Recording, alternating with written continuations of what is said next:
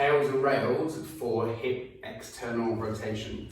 So you're going to bring yourself into a 90-90 position. So looking to get 90 degrees at the front leg and 90 degrees at the back leg. Your torso position, ideally as upright as possible with the hand out to the side, very close to the body, but everyone has their own limitations in hip mobility, so you might need to be let out to the side. It very much is finding your own position. So we're looking to turn the pelvis towards the front leg. Note that you're not turning the ribs around, we are literally just looking to turn the pelvis around. And then from there, the chest is high and you lever forward until you get to a point with the back nice and straight that you feel stretch. Be mindful not just to go into spinal flexion. I can create lots more movement forward without actually changing the sense of stretch at the hip. So the chest is tall and lever forward. If you want to create more sensation of length at the hip, think of rolling the pelvis forward. Imagine you're drawing the waistband of your shorts or your leggings up your back to really create the sense of stretch deep at the hip. You really should be able to wind that hip to give you the stretch rather than needing to move the spine forward at all.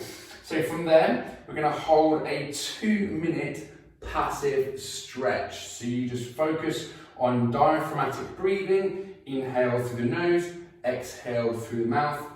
Let's say we've been here now for 2 minutes, we're going to start our Pail's contraction.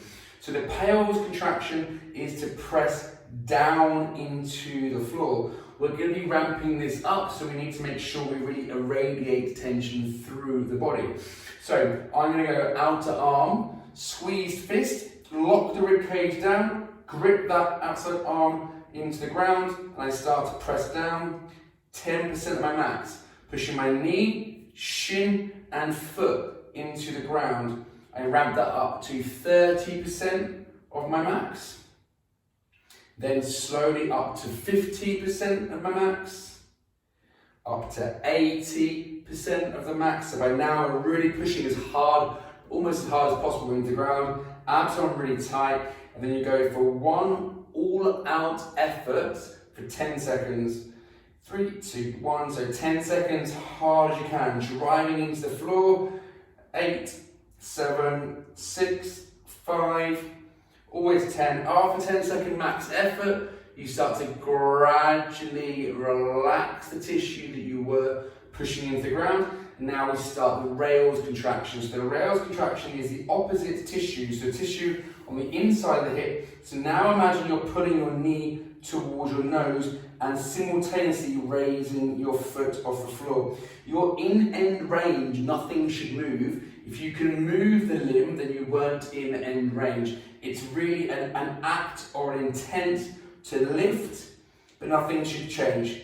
So you pull up as hard as you can, 10 seconds, or after 10 seconds, allow that contraction to relax, and then just position yourself deeper if you can get deeper into your new end range, and you're going to do that for the amount of sets that are prescribed in your workout.